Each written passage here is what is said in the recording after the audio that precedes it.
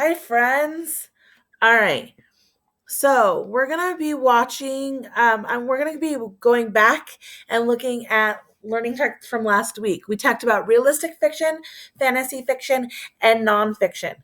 So let's remind ourselves that realistic fiction is a story that's using made-up characters and that could happen in real life. Let's think back about the three stories that we read last week. We read Nuffle Bunny, we read Peter Rabbit, and we read a book on rabbits. All right. So, which one of the think back really in your brain? Think back. Which one of those three is a realistic fiction? Did you say Nuffle Bunny? Because if you said Nuffle Bunny, you are correct. All right. So then we're going to go to the next one, which is fantasy fiction. It's a make-believe story that has talking animals or has a magical places. So let's think back, okay? And let's think back again. Our three stories: Nuffle Bunny, Peter Rabbit, and a book about rabbits. Which one of those three was the fantasy story? Did you say Peter Rabbit? It is indeed Peter Rabbit because Peter Rabbit could not really happen because rabbits do not talk and they also don't wear clothing. All right. And then the next thing is nonfiction. It's a book about real things, people, animals, events, and places.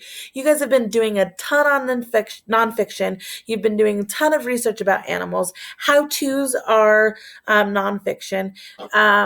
People are nonfiction. So when we do community leaders, that's all nonfiction.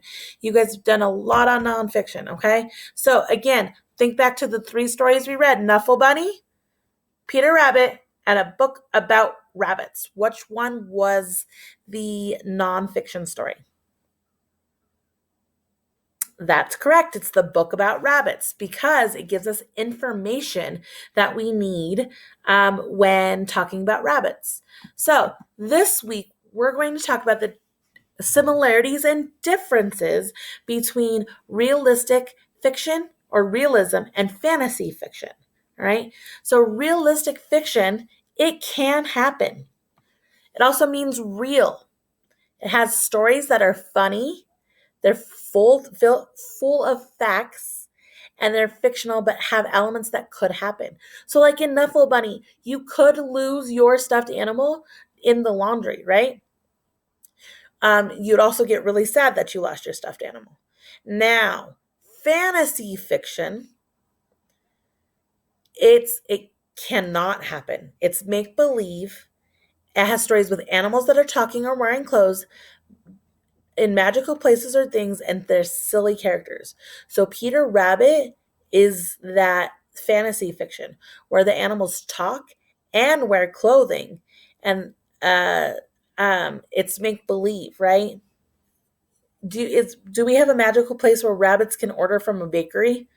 No, we don't. I wish we did, but we don't. So that's what fantasy is. Now, I'm going to put this in Shobi. Okay. It's a double bubble map. Remember what a double bubble map is. It's the differences between two things. So on this double bubble map, we're talking about the difference between realistic fiction and fantasy fiction. Okay. Realistic fiction, it's a story that could really happen. Fantasy fiction, it's a story that could not really happen, right? In realistic fiction, they can both be about stories that have animals. So, like in Nuffle Bunny, it was a stuffed animal rabbit, and in fantasy fiction of Peter Rabbit, it was an actual rabbit that was actually doing all the talking. So, what I want you to do is you're going to fill out the rest of these. Now, after you fill this out, this will be in Shobi.